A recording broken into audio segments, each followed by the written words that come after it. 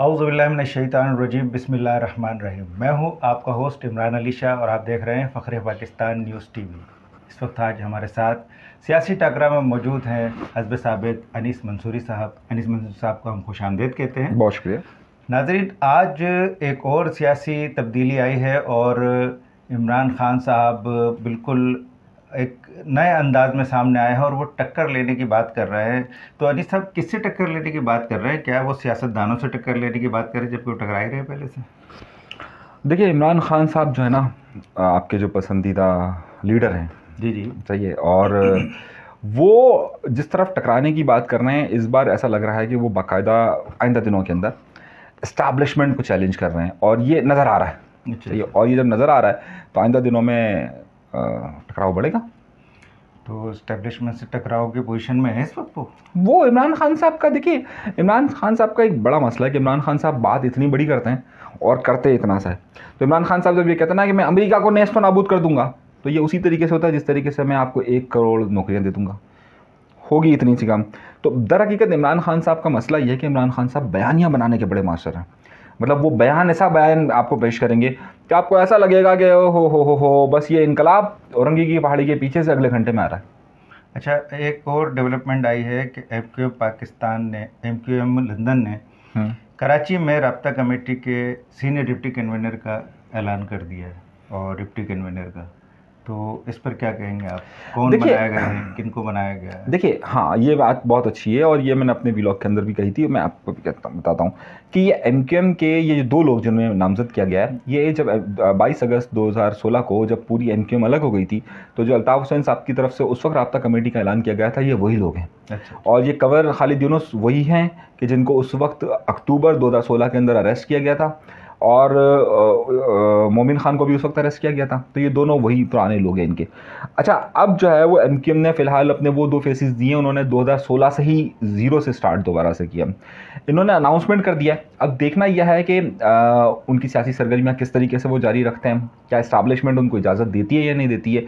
और जो उनकी पटिशन दायर हुई है, बल्कि वो पटिशन क्योंकि उन्होंने दायर नहीं की है बल्कि एक आम शहरी ने दायर की है बकौल उनके। हाँ, एक पटिशन भी दायर हुई। हाँ, तो वो पटिशन जो दायर की, अब उस पटिशन पे समाअत होती है या नहीं होती है, उससे बहुत सारी चीज़ें क्लियर हो जाएंगी कि आइंदा का माहौल क्या बनने वाला है।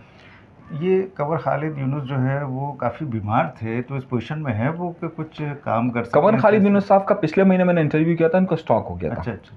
बेसिकली दर हकीकत एमक्यूएम लंदन इस वक्त ऐसे फेसेस अपने लाना चाहती हैं, एक तो जो सियासी शऊर रखते हों, और दीगर ये है कि वो इस तरह से एक्टिव, भले पॉलिटिक्स में ना हो लेकिन एक फेस हो कि जिनसे लोग कांटेक्ट कर सकते हों। अभी एमक्यूएम के, देखिए, एमक्यूएम लंदन के एक सपोर्टर्स और एमक्यूएम लंदन के कारकुनान की एक बहुत बड़ी तादाद जो है वो कराची शहर में मौजूद है। और वो एक्टिव हैं। ये मत समझिएगा कि वो एक्टिव नहीं है, वो एक्टिव हैं, लेकिन खुद एमक्यूएम लंदन की तरफ से इजाज़त नहीं है। लेकिन वो एक्टिव कैसे हैं, कहाँ हैं? नज़र तो आते नहीं है कई कारकुन।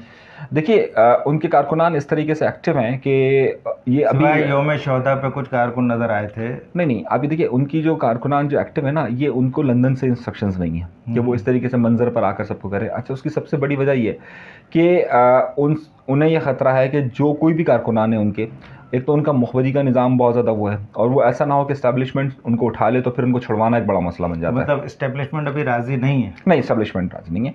इस्टेब्लिशमेंट से इनकी कोई डील नहीं हुई अभी तक। ताहाल एमक्यूएम लंदन या अल्ताफ़ हुसैन साहब अपने आप के तौर पर वो आगे बढ़ने की कोशिश कर रहे हैं और वो कोशिश कर रहे हैं कि वो अपनी प्रेजेंस दे, लेकिन उनकी कोई बाकायदा डील नहीं हुई है कि अगर कोई अभी ये ऐलान हुआ है, आज ही मेरा ख्याल ऐलान हुआ है या कल रात में ऐलान हुआ है पाकिस्तान के हिसाब से, कल रात में हुआ ऐलान। पाकिस्तान और वहाँ पे लंदन में जो है वो रात को हुआ ऐलान।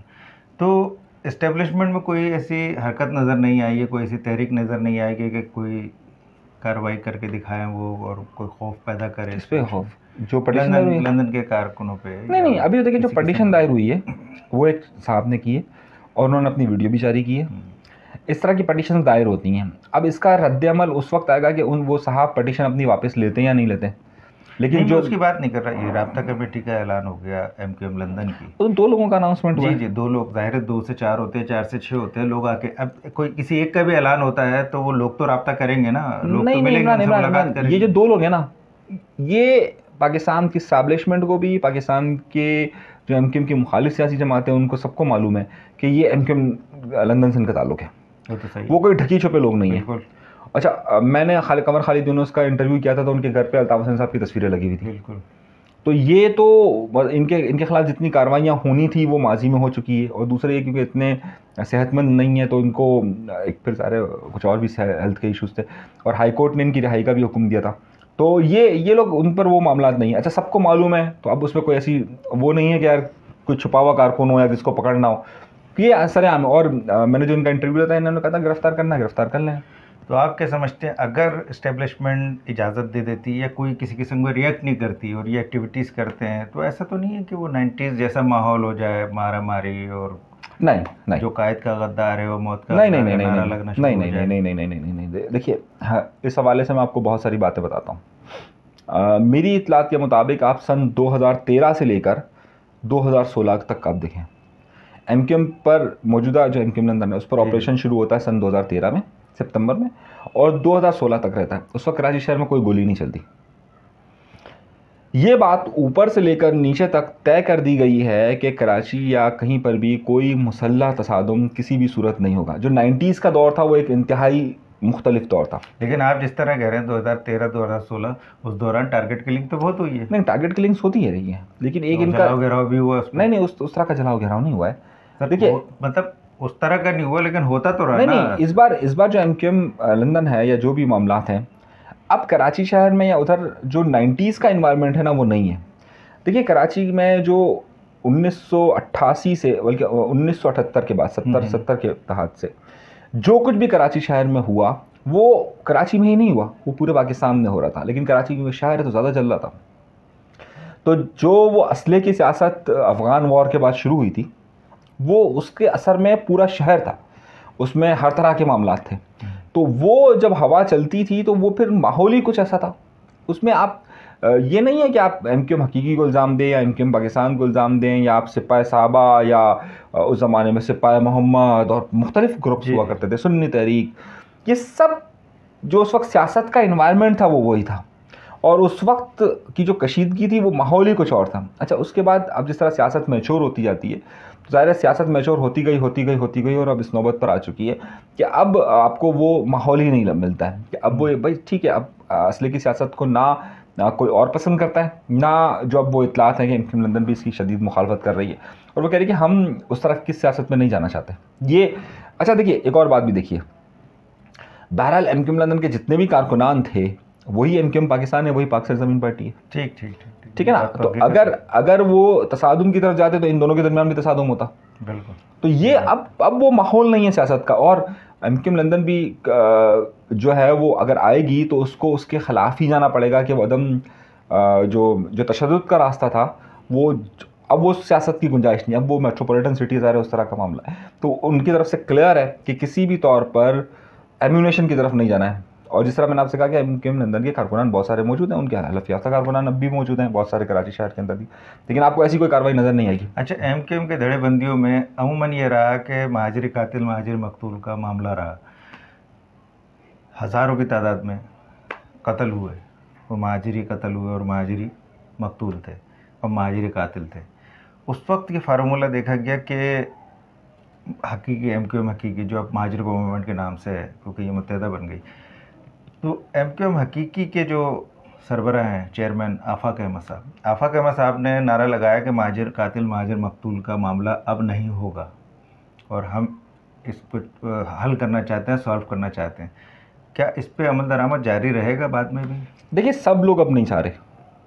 आप सिर्फ सब लोग क्या नहीं चाह रहे, मतलब अब कराची में उर्दू बोलने वाले या महाजिर सियासत करने वाले जितने भी लोग हैं ना, चाहे वो पाक सरजमीन पार्टी हो, चाहे वो एमक्यूएम पाकिस्तान हो, चाहे वो महाजिर कौमी मूवमेंट यानी हकीकी जिसको हम कहते हैं वो हो, चाहे अल्ताफ़ हुसैन साहब या एमक्यूएम लंदन हो, ये सब लोग इस बात पर मुत्तफिक हैं, इस बार मुसल्लह तसादुम ना हो। हाँ, और ये इस बात पर 100% मुत्तफिक हैं सब कि नहीं होना चाहिए, नहीं होगा।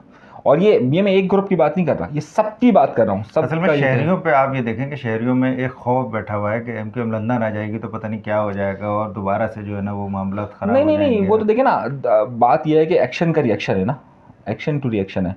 वो जो इन्वायरमेंट था वो मुख्तलिफ था, वो माहौल ही कुछ मुख्तलिफ था ना। मतलब वो आप अगर उस कहानी को अगर आप देखें तो कि जो अय्यूब खान के दौर से शुरू होती है, जब गोली पहली चलती है, उसके बाद से ये तवातुर के साथ इंसिडेंट होते रहे थे। सही। वो एक वाक़या नहीं था। वो अय्यूब खान के दौर में गोली चलती है लियाकताबाद के अंदर, उस वक्त मुसल्लह तसादुम जो होता है वो किसी से ढका छुपा नहीं है। उसके बाद जब पीएनए की मूवमेंट थी और जहाँ मारधाड़ मची हुई थी भुट्टो के ख़िलाफ़, तो क्या कुछ नहीं हो रहा था। सही। उसके बाद जब ख़ुद APMSO पर जमात इस्लामी जमीयत का जब अटैक हुआ तो वो मुसल्लह तसादुम ही था। और फिर उसके बाद जब MQM बन जाती है, और MQM बनने के बाद जो इंसिडेंट मुतवातिर, यानी सोराब गोट का वाक़या होता है, फिर बनारस का वाक़या होता है, फिर दीगर वाक़यात होते हैं, तो ये पूरा एक माहौल था। और इस माहौल में कराची शहर में जो असले का ढेर आया वो 88 की सियासत, 80 की सियासत, 70 की सियासत के अंदर बहुत ज़्यादा आया, अफ़गान जंग जो हुई है।